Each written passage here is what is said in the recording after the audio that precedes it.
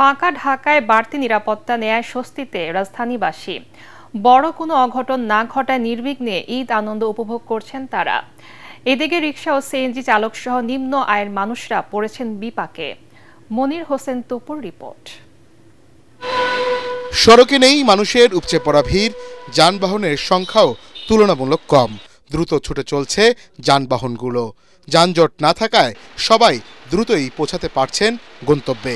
রাস্তাঘাট ফাঁকা আছে, খুবই আরামদায়ক, খুবই ভালো লাগতেছে।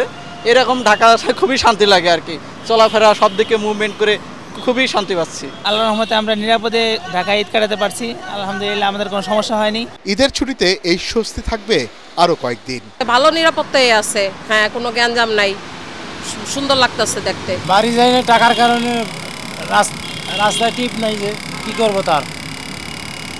এই আজকে সকালবেলা বাড়িতে 600 টাকা ভাড়া মারছি, জমা দেবো কি খাবো কি বাড়ির মোটামুটি।